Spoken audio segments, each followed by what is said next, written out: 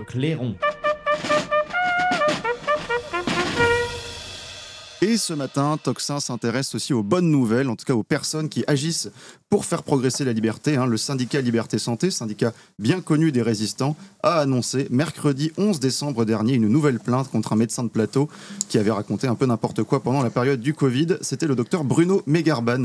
C'est le 5e médecin à être visé par Liberté et Santé après une première vague de procédures lancée il y a un an contre 4 médecins, donc Karine Lacombe, Jérôme Marty, André Grimaldi et Gilbert Deray. La plainte a été portée par maître Philippe Prigent devant la chambre disciplinaire du Conseil régional de l'Ordre des médecins d'Île-de-France et il est reproché au docteur Megarban la violation répétée de l'obligation de prudence dans son expression publique dans des médias à grande écoute. Cette procédure ordinale a pour but de défendre l'honneur de la profession en rappelant au professeur Megarban le serment qu'il a prêté. Voilà comment se conclut le communiqué de presse du syndicat. Et pour parler de cette initiative ce matin, ainsi que des conséquences qu'elle peut avoir, nous sommes justement avec un membre du syndicat de Liberté et Santé, Raphaël Sandré. Bonjour. Bonjour, merci de recevoir le syndicat à travers ma présence. C'est un vrai plaisir. Vous êtes porte-parole et référent du syndicat Liberté et Santé dans le 92, masseur kinésithérapeute de profession. Et nous sommes également avec maître Philippe Prigent. Bonjour. Bonjour. Avocat au barreau de Paris qui donc porte ces procédures. D'abord, je vais m'adresser quand même à l'avocat. Qu'ont donné les premières plaintes, les 4 premières procédures qui ont été lancées il y a un an? Alors, à ma connaissance, les 4 premières procédures sont encore en cours. Pourquoi ? Parce que c'est sérieux et en même temps, le Conseil de l'Ordre n'a pas envie, c'est une question de fond, désir, pas de droit, mais n'a pas envie de condamner les intéressés. C'est-à-dire que s'ils avaient pu, et d'ailleurs c'est tout à fait prévu par la procédure administrative, les conseils de l'Ordre auraient dit, bon, la plainte est manifestement infondée, manifestement irrecevable, circuler, il n'y a rien à voir, comme dans plein de domaines, ça permet de traiter rapidement les dossiers. Là, visiblement, le Conseil de l'Ordre s'aperçoit qu'il y a un problème, et pour l'un des dossiers, celui dont je suis en charge, concerne le docteur Deray, on voit bien qu'en défense, il y a un énorme effort pour essayer d'échapper à la condamnation, mais le Conseil de l'Ordre se retrouve face à une procédure longue, alors liée au fait aussi que ça prend beaucoup de temps parce qu'on est quand même un état du tiers-monde en matière de justice, y compris de juridiction disciplinaire. Mais c'est pas seulement ça, c'est-à-dire que les plaintes sont fondées et il y a un débat de fond parce que les intéressés voient bien qu'il va être difficile d'échapper à une sanction. Donc le Conseil de l'Ordre n'est pas pressé de les sanctionner. D'accord, donc c'est on va dire en bonne voie en tout cas. Oui. C'est bon signe que la procédure mette du temps parce que ça montre que ça dérange. C'est vrai que d'habitude on était plus habitué à voir des gens comme le professeur Perron ou le professeur Raoul devant l'Ordre des médecins. Là c'est marrant, la dynamique s'inverse. Alors c'est drôle. Et donc qu'est-ce que vous reprochez exactement, Raphaël Sandré, à ce docteur Megarban? Pourquoi vous le visez lui particulièrement? Le motif principal qui vise le docteur Megarban, c'est son manque de prudence et donc des interventions répétées sur plusieurs médias, télévisés et autres, où il insiste sur des notions dont il n'a pas la mesure, aucune nuance et sur lesquelles il n'a pas de contradiction. Voilà. Et du coup, ce manque de prudence est un élément clé dans le code de déontologie qui le concerne.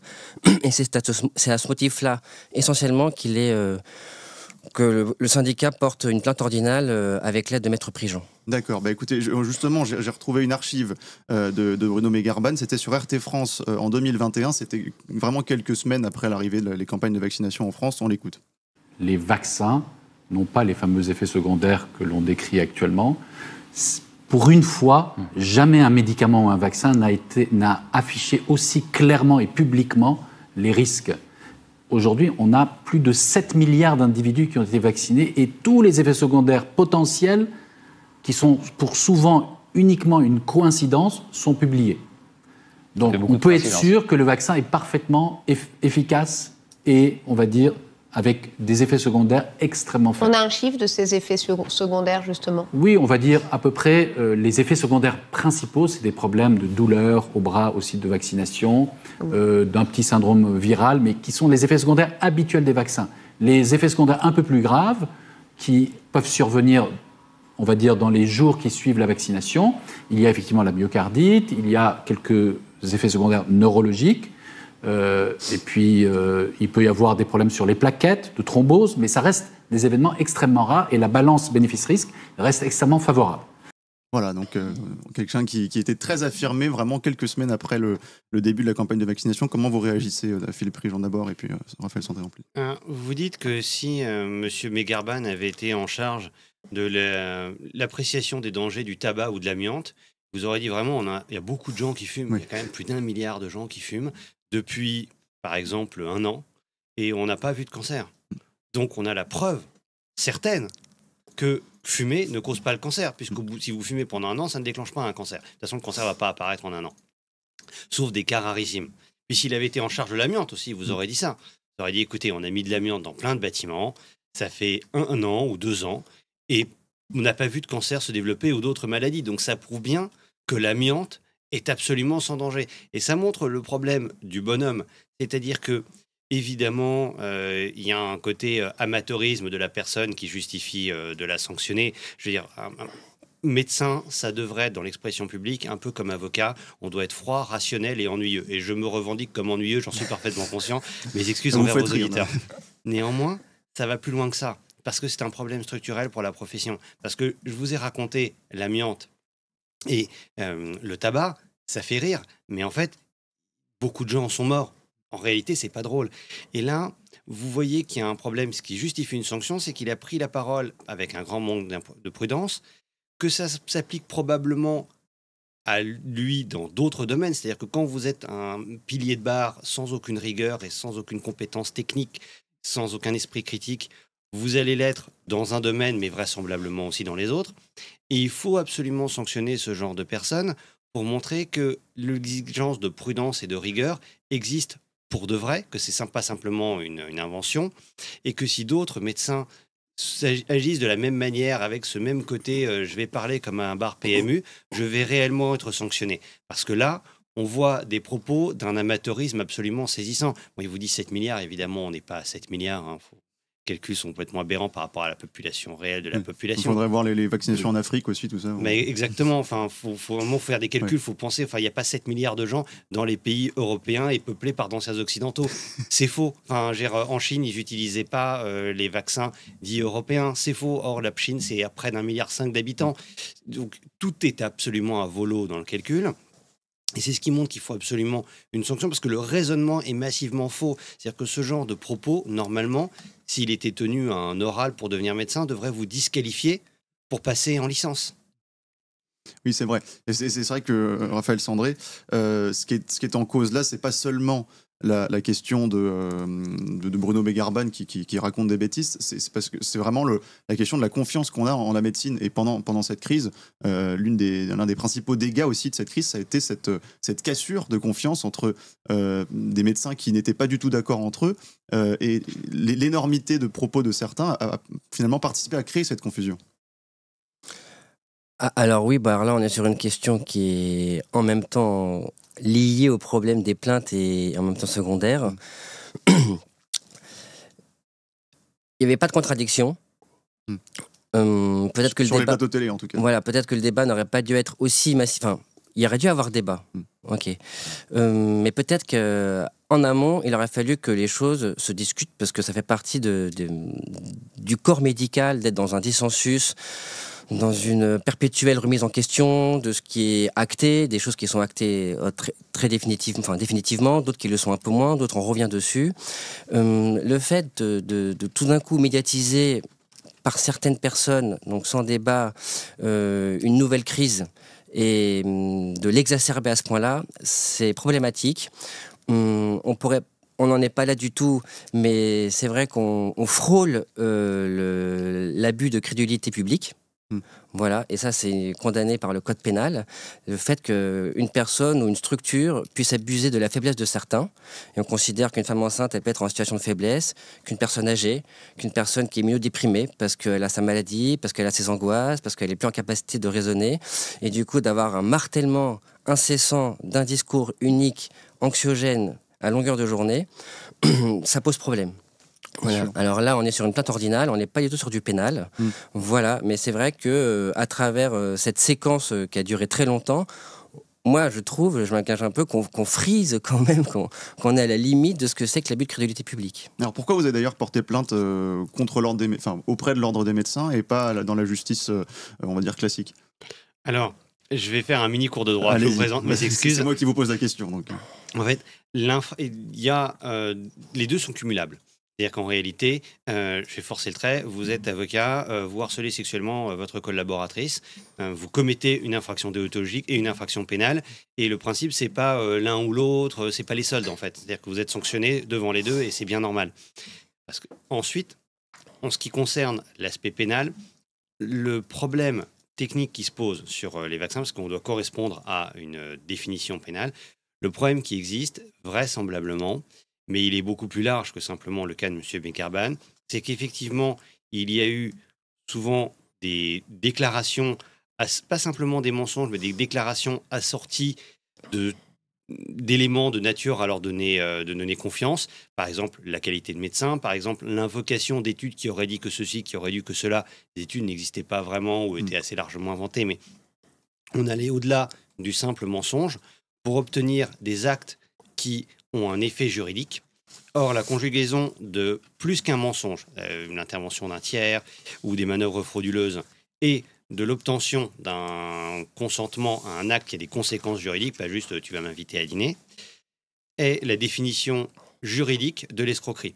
Mais pour ça, ça va bien au-delà de simplement la personne de M. Bekarban, qui pourrait être le tiers, d'ailleurs de bonne foi ou pas de bonne foi. Je pense que l'hypothèse que Bruno Bekarban, par exemple, est un incompétent caractérisé, mais pas spécialement malhonnête, me paraît malheureusement crédible. Je dis pas que c'est rassurant. Oui, parce que, attendez, parce que il y a quand même, effectivement, il dit des énormités sur les plateaux, mais en regardant sur Transparence Santé, on voit qu'il a quand même 35 000 € de revenus qui sont liés au laboratoire pharmaceutique dans le cadre de son exercice. Donc il y a peut-être aussi, en tout cas, je ne sais pas si vous vous êtes intéressé à ce volet-là, mais en tout cas, il y a des liens financiers qui sont officiels entre Bruno Bekarban et certains laboratoires. Je vais dire quelque chose qui va vous surprendre.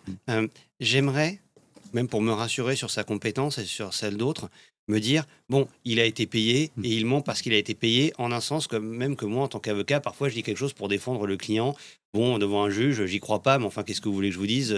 C'est mon métier. Les avocats sont de mauvaise foi, Philippe Prigent. Exactement, le cas peut se présenter à l'occasion. Mais j'ai peur que ce soit beaucoup plus large que ça. Malheureusement, ça, ce serait l'explication. Il est honnête, mais il est malhonnête, mais compétent. Donc, en un sens, tant mieux, c'est juste une question d'argent. Ça reste quelqu'un qui est capable d'exercer la médecine. Je crains qu'il faille envisager l'hypothèse où il a simplement aucune idée de rien. Il vous dit il y a plus de 7 milliards d'habitants hors Chine qui ont reçu le vaccin et qu'il y croit pour de vrai. D'accord. Et donc, jusqu'où ça peut aller, cette plainte des sanctions qu'on peut envisager? Est-ce que c'est justement simplement dans le cadre de sa profession qui peut être sanctionné ou suspendu? Ou est-ce que ça peut aller après dans des procès au pénal ou au civil? Alors, vous posez une bonne question. Il y aura un aspect déontologique qui peut aller jusqu'à une suspension ou une radiation. Alors là, c'est évidemment au Conseil de l'ordre de décider. À mon sens, si on est vraiment... je suis désolé de le dire, mais si on est un pilier de barre dans l'exercice d'une mission qui suppose une certaine confiance, que vous soyez médecin, avocat, juge, à un moment, il faut vous radier parce que vous allez jeter le discrédit sur toute la profession, parce que tout le monde se dira mais qui est ce clown? Et les gens sérieux qui existent à côté vont être pris pour des clowns par leurs clients, par leurs patients. Donc à mon humble avis, c'est la sanction possible. Non, et qui devrait s'imposer. Dans l'intérêt commun, c'est dommage, mais de temps en temps, il faut faire un exemple. C'est triste à dire, mais c'est vrai. Après ça, de l'autre côté, concernant le pénal, il y a quelque chose qui pourrait être beaucoup plus grave, qui serait effectivement de dire qu'il y a une forme d'escroquerie, c'est-à-dire que les laboratoires pharmaceutiques qui ont vendu ce genre de produits en disant nous vous garantissons qu'en réalité, ils empêchent les formes graves, nous vous garantissons qu'ils empêchent la transmission. Ceux-là ont obtenu des contrats extrêmement avantageux, très rentables, donc ils ont eu un contrat qui ont obtenu un acte juridique en leur faveur. La conjugaison de tiers qui donnaient confiance, de manœuvres frauduleuses et de contrats obtenus qui sont avantageux pose sérieusement, je ne dis pas que la réponse est d'un côté ou de l'autre, mais pose sérieusement la question de l'escroquerie en bande organisée, au détriment de l'État, parce que c'est quand même l'État qui a signé les chèques in fine. Enfin, et quand on dit l'État, ça veut dire le contribuable. Hein. L'argent n'est pas créé nulle part. Donc, à un moment, il faudrait, à mon humble avis, une enquête, au moins une enquête, compte tenu de l'importance des enjeux. C'est-à-dire que si on se pose la question de savoir s'il y a une escroquerie ou non, et que l'unité de compte, c'est le milliard d'euros, ça vaut la peine de mettre un substitut du procureur et 2 flics sur l'affaire. Surtout quand on a les difficultés budgétaires qu'on connaît aujourd'hui. Oui. Alors, Raphaël Sandré, donc c'est une plainte qui s'inscrit dans le cadre d'une campagne qui s'appelle les 9 bonimenteurs du syndicat Liberté Santé. Il y en a déjà donc 4 qui font l'objet d'une plainte. Est-ce que vous pouvez nous dire les noms des derniers ou c'est une confidentialité? C'est une confidentialité. D'accord. Pour le respect et le bon fonctionnement des plaintes à mener. Voilà. D'accord. on se doit que les personnes concernées soient d'abord averties par de la plainte. Vous ne pouvez pas l'annoncer par voie publique, par voie de presse. Non. Et donc, vous, c'est une. Pardon. Les plaintes, là, elles sont déjà. Enfin, elles vont arriver bientôt, les noms des prochains, ou c'est plus des dossiers qui sont sur plus longtemps, dans un an? Alors pareil, c'est vrai qu'il y a une première coupure, enfin pas une coupure, mais il y avait une nécessité de déjà faire le point sur les 4 qui étaient en cours. Maître Préjean s'est bien exprimé sur la lenteur et la durée de ces démarches. Je ne peux pas vous garantir que les 4 suivants vont arriver un par mois. Voilà, le syndicat se laisse aussi la possibilité de gérer l'arrivée des plaintes en fonction du retour de certains, des projets de défense de chacun, voilà. Oui, donc c'est aussi un gros travail à faire. J'imagine. Donc on ne va pas comme ça lancer juste pour le plaisir et faire plaisir à certains. Voilà. Et c'est bien, ça veut dire que vous prenez ça au sérieux et que vous ne faites pas ça par une simple outil de communication ou voilà, vous voulez vraiment être inattaquable et créer des dossiers avec beaucoup de sérieux. Voilà, c'est très structuré. Je voudrais finir en élargissant un petit peu le spectre, puisqu'on voit depuis, alors il y a eu l'élection de Donald Trump et c'est donc cette arrivée prochaine de Robert Kennedy Jr. Au pouvoir dans l'administration de la santé aux États-Unis. Là, en France, on a aussi un article du Parisien qui est tombé la semaine dernière qui déplore que le rappel de vaccin Covid a chuté en octobre cette année avec seulement 2 millions de rappels contre le double l'année dernière. Donc on a un espèce de courant. Est-ce que vous estimez que c'est un courant qui est en train de faire enfin éclater la vérité publiquement? Alors il y a des choses qui étaient déjà sorties avant mais qui n'étaient pas forcément relayées. Là, ça commence à être un petit peu gros de ce narratif du Covid. Est-ce qu'il est en train d'éclater? Raphaël Sandré d'abord et puis Philippe Prigent pour conclure. Alors c'est difficile de parler pour des personnes que je ne connais pas, mais en effet on entend quand même dans le discours public beaucoup de gens qui commencent à... La parole se délie, voilà, alors des fois très malheureusement parce que les associations de victimes engendrent des nouveaux adhérents, voilà, et ça se fait connaître. Donc là, je pense à Oui Mon Cycle, qui est une des premières associations depuis le début, et à Victimes, plus récemment, qui se fait connaître, qui font un gros travail pour réclamer une existence, parce qu'ils sont complètement mis de côté, ils sont mis dans l'ombre. Du coup, c'est difficile pour eux d'avoir une démarche de reconnaissance des effets supposés. Voilà. Il est légitime de se poser la question, voilà. On ne peut pas trancher si la démarche n'est pas faite. Et ces gens-là sont en demande d'une démarche pour dire, voilà, je souffre depuis, chronologiquement c'est ce qui se passe, et nous voulons faire la lumière dessus, on veut savoir pourquoi. Voilà. Et c'est légitime. On doit faire en sorte de répondre à ça. Après, il y a beaucoup de gens qui ont, en effet, ont une ras-le-bol de cette façon au chantage. Voilà, il n'y avait peut-être pas une obligation à proprement parler pour tout le monde, mais en tout cas, un chantage s'était exercé à partir du 12 juillet du discours du président, parce que pas de vaccin, pas de transport, pas de voyage, pas de loisirs, pas de restaurant, pas de bar, à partir de 12 ans, pas d'activité physique et culturelle pour les adolescents et plus. Voilà, donc le chantage s'est exercé, les gens en ont eu ras-le-bol, et je pense qu'ils n'ont pas envie de revenir à ça. Ça reste mon interprétation, parce que je ne peux pas parler au nom comme je vous dis, de 2 millions de personnes. Voilà. Philippe Prigent pour conclure. Alors oui, il y a eu une évolution, et maintenant que la passion est redescendue, parce qu'à un moment il y avait une passion, une panique, on s'aperçoit que, attendez, c'est quand même bizarre, vous êtes jeune, vous êtes en bonne santé, vous ne pouvez pas prendre le train avec un masque parce que vous n'avez pas été injecté. Par contre, si vous êtes un pédophile multirécidiviste, vous avez le droit de vous installer en face d'une école pour vendre des bonbons. C'est littéralement le droit français. Donc, comme maintenant que la passion est retombée, les gens semblent se rendre compte qu'effectivement, on leur a beaucoup menti.